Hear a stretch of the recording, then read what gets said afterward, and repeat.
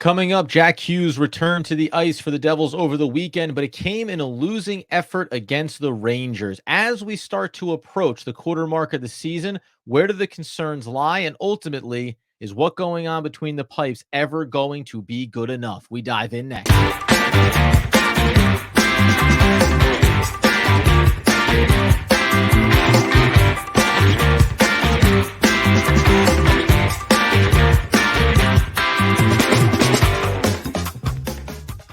Yes, sir. It's DPL, the Devil's Puck Luck podcast, where we are your host. Over here, Adam Armbrecht. Over there, Danny McDonough. And we've got a lot to cover, Danny, because as I mentioned, the Devils took on the Rangers over the weekend. It was a losing effort. Didn't have any of that playoff magic we were hoping for. But it did come with the return of one Jack Hughes. Before we talk about the game in totality, Jack looks good, fresh, little shoulder, no big deal, ready to get right back into the action. Yeah, it's always great to have your superstar back, right? The number one player on your team, the guy that's been turning heads around the NHL. It obviously sucked for him to go out of the lineup, but to see him back quickly, I think a lot sooner than most of us thought, it's a great sign. Overall in that game, what were your takeaways? Devils went to the third period. In the third period, excuse me, they had the lead and then ultimately gave up 2 goals here. It is going to spill over into our segment 2 discussion, so don't get in between the pipes just yet. But what did you see from the team in terms, especially the defensive side of things, the full 60 minutes that we've been talking about through these first now 16 games of the year, something this Devils team has not always been able to put together? Played another 30-minute game, right? It looked like two different teams. One half of the game, we were doing all right on the board battles. We were doing all right on the 50-50 puck battles. We got lucky with some of our turnovers with good defensive plays. And Yep. then the last half of the game was a Oops. different story. Hey, oops. Yeah, They call that a whoops-a-daisy in the business. big time. The Devils also, we talk about inside these matchups. We always like to bring in some of these numbers here. The key one that I'm just going to pluck out is the faceoffs, right? Typically, the Devils have been winning inside of that circle just 40. I say just, but they won 22 of them for 47%. When you lose those battles there, when you lose the power play opportunity battles, where we know the Devils have excelled this season, 3-1, obviously, Devils converted, but only had that one look at it. It's going to come back to haunt you ultimately. I think we've seen the defensive issues obviously come up with consistency. You mentioned about a full 60 minutes. I hate to think that we need to start applauding the fact that we're getting 60 minutes of effort from this team. You do like that. I just don't know if, as currently constituted, how many more games is it going to take to feel like you have the rhythm to now play 60 minutes and now go out and get more wins than losses? Well, let's go back to the previous game when they played Pittsburgh in Pittsburgh, won 5-2, and we were ecstatic that they played their full 60-minute game for the first time all year, probably. Right? So that's like a baseball player getting a seeing eye single for the first time in 20 years. So it's like, yeah, it's great to see it that you succeeded there, but you got Drag bunt, and he beats it out down the baseline. The right, crowd goes wild. right. So you have to put together a string of wins. But even if it's not wins, even if you're in a tight game and lose 3-2, or you know what I mean, or you go to a shootout and lose in a shootout 3-2, then you're seeing the progression of playing a full 60 minutes. If we played a Ranger team and it was tight throughout the third period, and VTech made some good saves and the defense was stronger and we lost in a shootout, you say, all right, listen, it was a great game. We lost 3-2. We know we can keep up with this team. Yeah. As we're constructed right now, we can't keep up with the Rangers team, because they're playing on all cylinders when it comes to their defense. Their goaltending is better. So right now there are things to be concerned about. The question, like you've been saying, we're going to discuss that at the quarter mark of the season. Is this team good enough to make noise in the playoffs, or do they have to 100% make moves to change around this roster a little bit? Yeah, I keep having that curious question about it with some of these injuries. And obviously, when you're inside of your team, you maybe don't observe the other teams around the league, and everyone's dealing with some ding ups here, right? And some guys coming in and out of the lineup. It feels like if you say, well, no Jack Hughes for a handful of games, no Nico Hischier for extended time now. We'll get to Timo Meier here in a second as well. He goes down. Hey, listen, these are 3 of the 5 or 6 most important players on this roster. So you want to give some latitude there. And you also want to say, we know what the expectation was coming out of last year in that playoff run and beating the Rangers. This doesn't look like, even injuries included, the same team with the same mentality and approach that we've expected from them coming into the year. Coming up in a second, we'll touch on the Timo Meier injury. And I actually have a curious question when it comes to the style of play in his absence. And then we're going to get in between the pipes because, yes, that's where the true issues lie right now for this team, even beyond the defense at the moment. And we'll do that coming up here in just 1 second. But before we do, guys, I got to tell you, about our other friends. Danny's a friend. You're all our friends, but so is DraftKings Sportsbook. And that's because you can download the app right now and use promo code THPN. where new customers can get in on $150 instantly in bonus bets for betting just $5 on hockey. That's code THPN. only on DraftKings Sportsbook, an official sports betting partner of the NHL. The crown is yours, Danny, and we got a Wednesday night matchup. Are you willing to go, hey, man, money line, Devils, knock it off. We're going to bounce back, baby. I am, because I Detroit love it. has struggled, given up some goals, and I think this is where the Devils can instill that offense and show some defense and goaltending. So let's take the Devils on the money line. You better believe it. You know, as I said, the bonus bets will expire 168 hours after issuance. And if you have a gambling problem, you can call 1-800-GAMBLER or visit www.1800gambler.net. In New York, you can call 877-8-HOPE-NY or text HOPE-NY to 467-369. In Connecticut, help is available for problem gambling. Call 888-789-7777 or visit ccpg.org. Please play responsibly on behalf of Boot Hills Casino and Resort. 21 plus age varies by jurisdiction. Void. And our friends to the north, Ontario bonus bets, as I remind you, they will expire 168 hours after issuance. See dkng.com/hockey for eligibility and deposit restrictions, terms, and responsible gambling resources. NHL and the NHL Shield are registered trademarks of the National Hockey League. Copyright NHL 2023. Oh, baby. Timo Meier goes out. How concerned are you with him leaving this lineup? I want to get specifically just to his role, but Jack back, Timo out. Can we do it all together?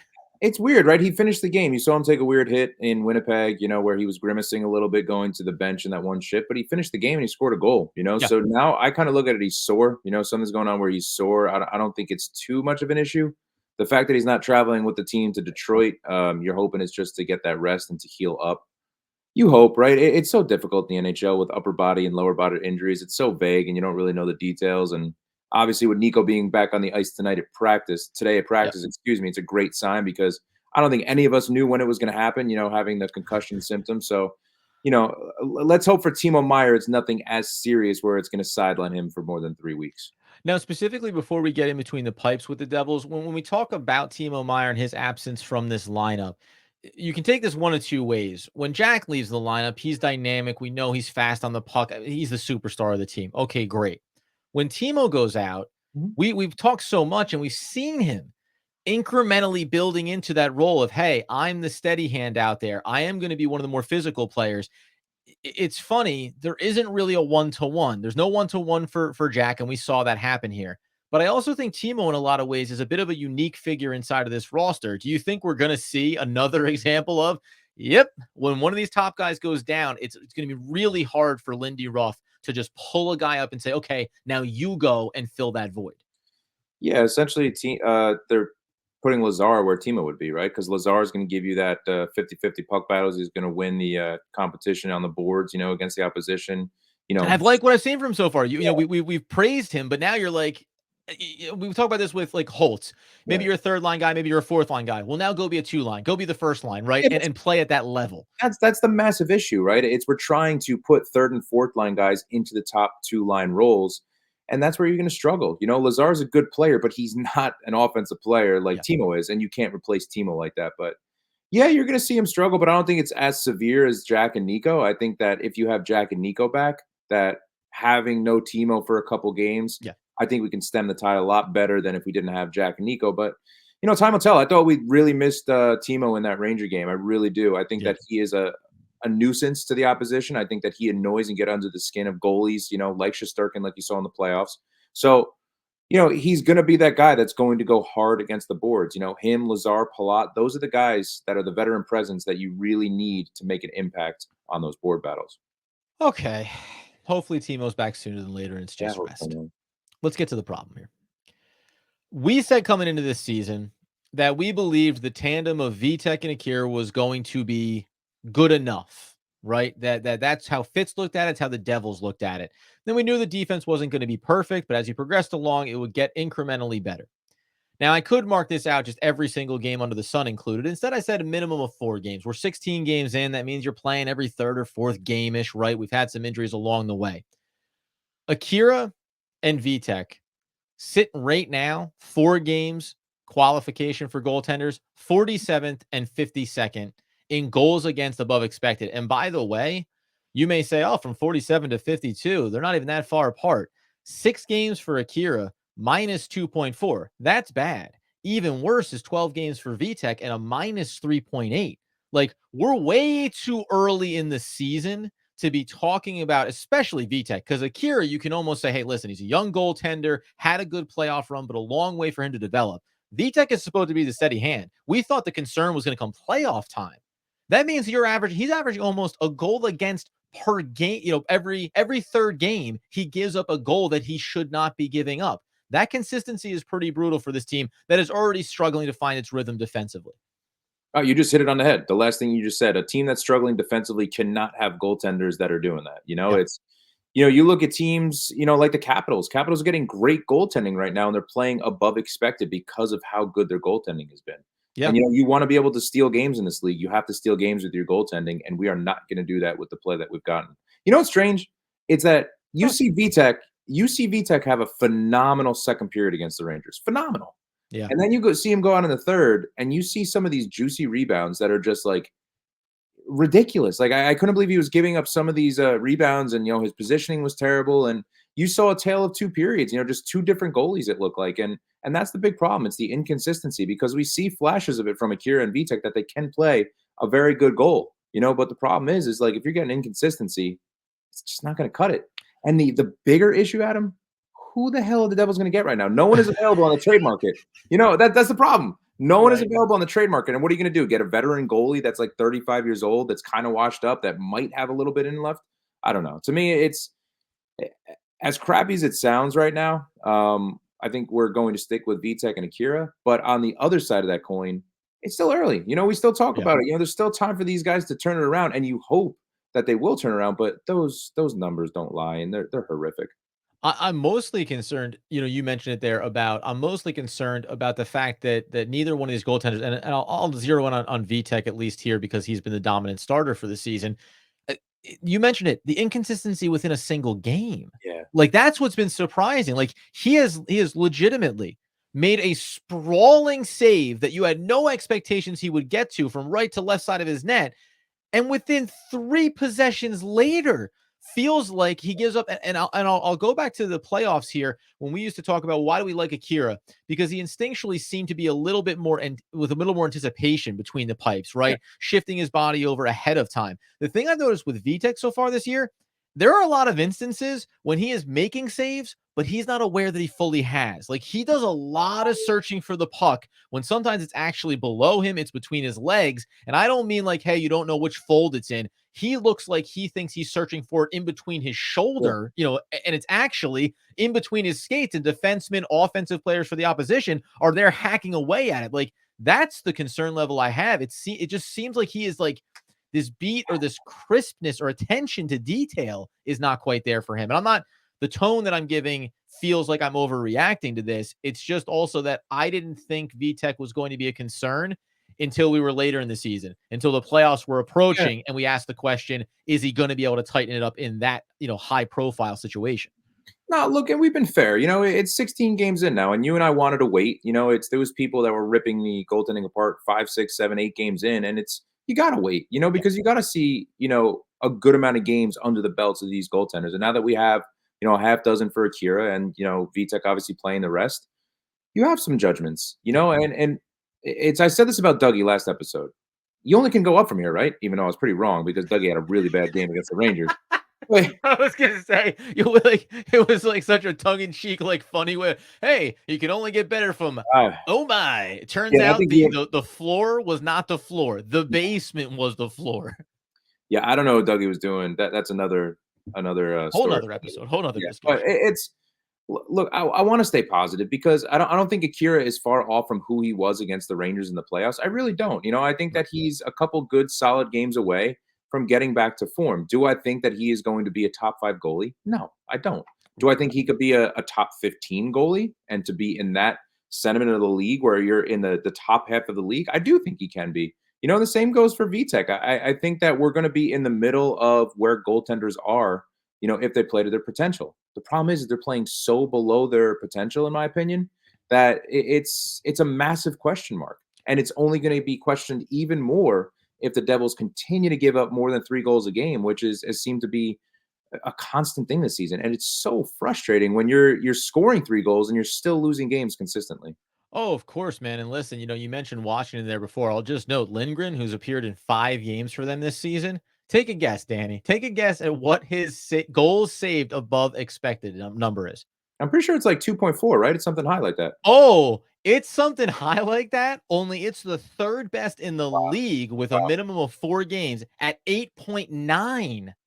8.9 goals saved above the expected. Demko, obviously, for Vancouver, has done an absolutely phenomenal job. The Blues in Binnington has done phenomenal at 9.4. And the reason why I even highlight Lindgren is because he's he's your fill-in. Like, you got balance of who's between the pipes here. This is like, so even on the nights when you think your starter's going to get a game off, that's actually why when you go to the standings, I think, and we talk about Washington and we say, hey, we don't know what their season's going to look like in totality, but they're a 9-4-2 team right now, right? You scroll down and go over and look at the Canucks. We expect this, but they're 12-5-1 because of that. The Golden Knights are 13-4-2. I can let you know that when you go over and look at Hill, yeah, he's at 7.6 in the positive margin. Like, name any team that you think has been playing well and has a solid record to open up the season or has been borderline dominant, like the Boston Bruins, who have the fourth best rate there with Swayman, 8 games, 8.7.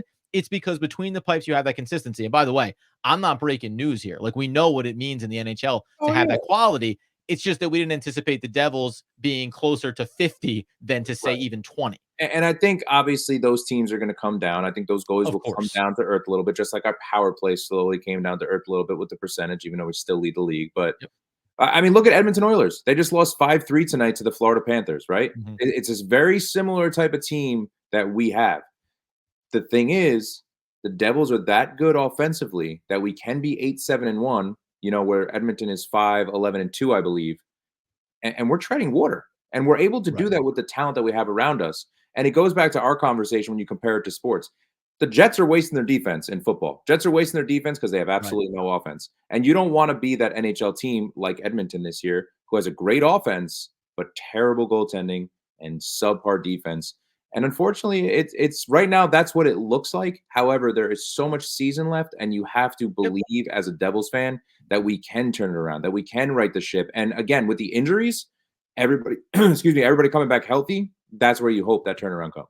Danny always gets choked up when we talk about injuries for the Devils. Coming up here in a second, we're going to take a look at what we talk about the 2021 game mark, that quarter mark of the season. What does the schedule look like for the Devils? And is this why fans can take a sigh of relief knowing what lies ahead here? What do they need to accomplish to avoid maybe one of us or both of us from pushing the full panic button? Before we do, going to remind you about our friends over at Raycon. Oh, baby. We say it's never too early to start decorating. Maybe it is too early. One thing's for sure, never too early to do some of that holiday shopping because you don't want to worry about having to get out there late. The calendar goes low. You miss the specials. That's why right now you can get over to get on your, Black Friday sales with Raycon. Products up to 50% off on their website because they want that Black Friday sale to be going on right now. You've heard us talk about the Raycon products before. Those beautiful in-ear fit earbuds with 32-hour battery life are exactly what you want for all day long wear and lasting comfort.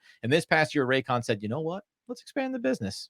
Devils wanted to expand their opportunities in the playoffs. Raycon wanted to expand their incredibly well-respected line with Raycon Home and Raycon PowerTech. Their 5-star reviewed Magic 180 cable allows you to charge iOS, micro USB, and Type-C devices 8 times faster with 100-watt power delivery. And their faucet filter ultra filters water in your tap against chlorine and heavy metals. It's a must-have if you want to ensure that the water that you use to wash your face and brush your teeth is, gosh darn it, Danny, clean. Raycon is known for delivering high quality products and thoughtful features at half the price of other premium tech brands. It's no wonder why their products have wrapped up tens of thousands of 5-star reviews. To get everyone in on the holiday shopping spirit a bit early, Raycon is currently offering 20% on every single product across their website with select products up to 50% off. So beat the crowds and save now. Trust me, you do not want to miss out on Raycon's early Black Friday sale. Hurry now to buyraycon.com/ THPN. to get 20 to 50% off site wide. That's buyraycon.com/ THPN. to score up to 50% off on Raycon products. Buyraycon.com/ THPN. That's right. Yes. Got a little bit weird. Got a little bit weird there at the end. Bottom line is, Danny, one other thing I want to note here, we're trying to find plays where we get, victories for the podcast. We thought that the Islanders were going to take a little bit of a dip here. Now, did I expect that when you needed a guy like Varlamov to step between the pipes, him having a plus 5.8, good for eighth best in the league, was still going to result in looking across there and seeing them at 6-6-5? Yeah. So they, this is Dude, the other side of the coin. We remember talk what we about the said. Devils being 8-7-1, dealing with injuries, not getting good play between the pipes, and yet you mentioned the term there, treading water. And Yeah. that's why I think the ability to be cautious here, the ability to not overreact exists, because this isn't a team that is sitting here with 4 wins. This is a team that's still very much comfortable in terms of where they stand right now.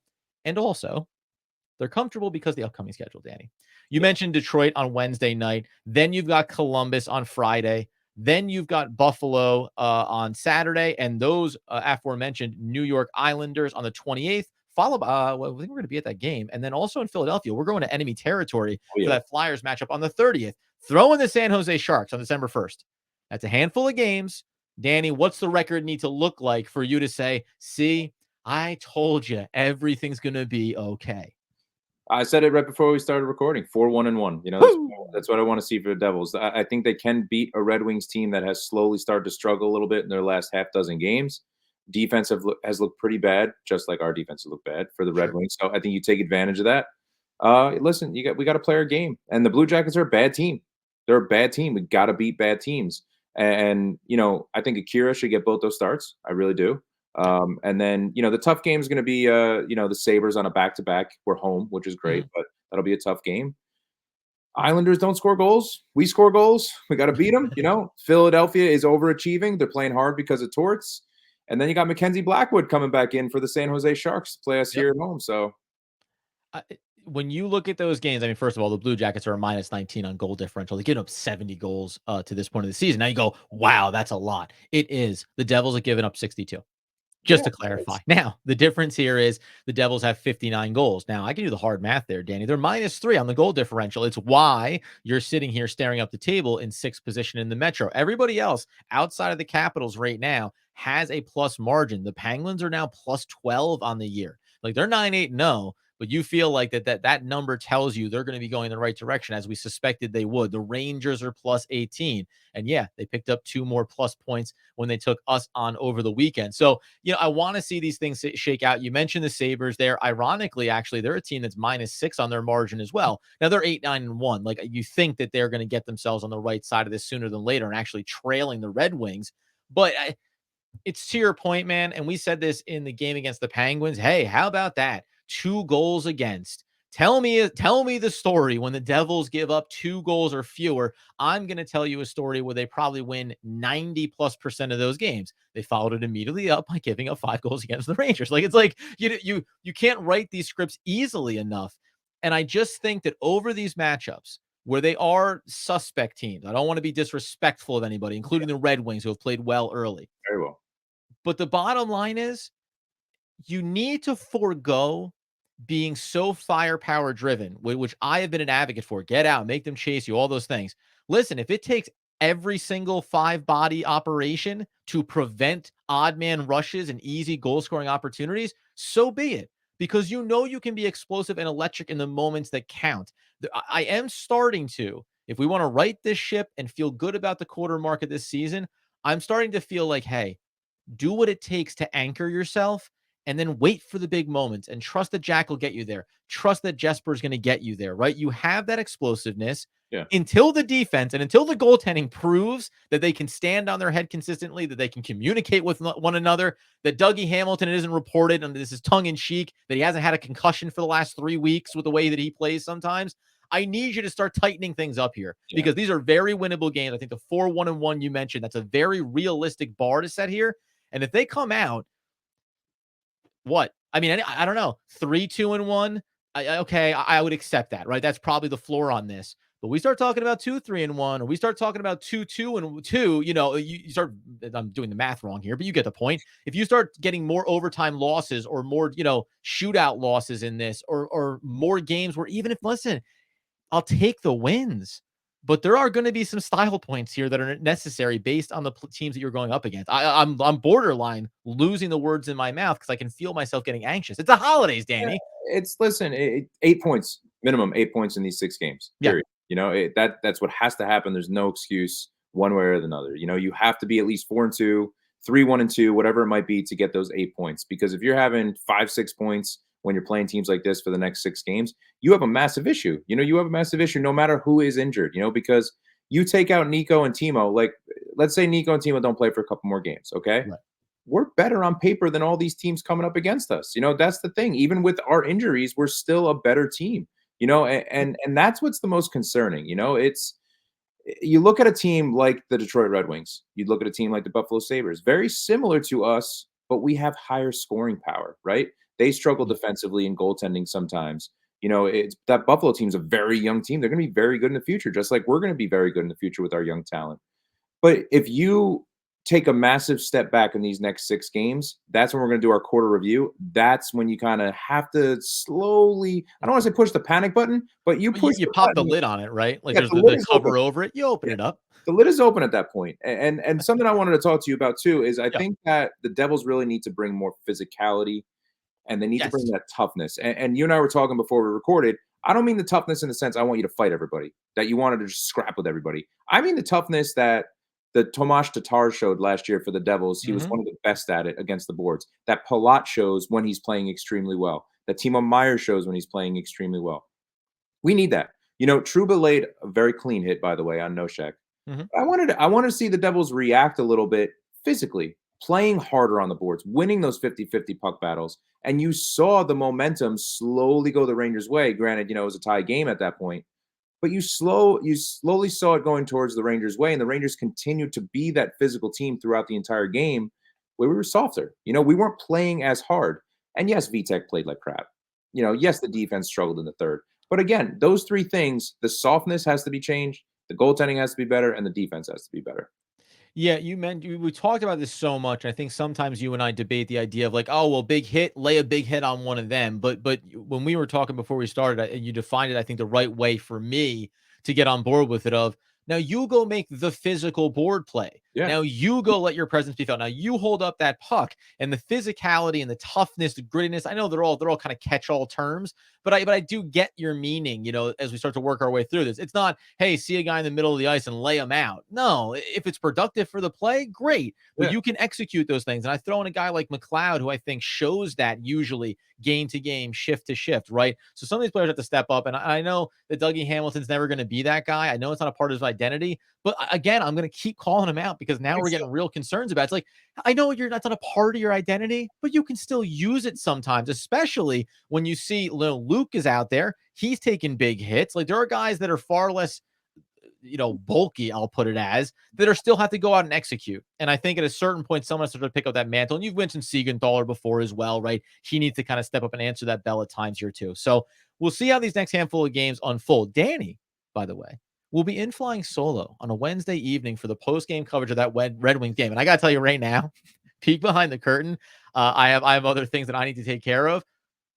If the Devils are listening, I highly recommend winning the game because I have no control over Danny at that point. If you guys were to lose that game, there's nothing I can do. It's going to be live on YouTube. I mean, Danny knows well enough to avoid the explicit tag, but everything shy of that is going to be on the table. That's why, if you want a good time, you get over to YouTube at Devil's Puck Luck. You subscribe and turn on the alerts so you know when Danny goes live on Wednesday night. And we'll have some coverage over the holiday weekend as well. You get over to X and follow us at Danny the Face, at Adam Arbrecht, at NJ Devils PL, and also over on TikTok, on Snapchat, on Instagram, and on Facebook at Devil's puck luck. Lay Me Out with Your Words of Wisdom. If no Nico, let's stay with 11-7. One more game. For some reason, I thought you were going to rhyme that. If no Nico, nah. If no Nico, the 11-7 must be Pico. We'll see you next time.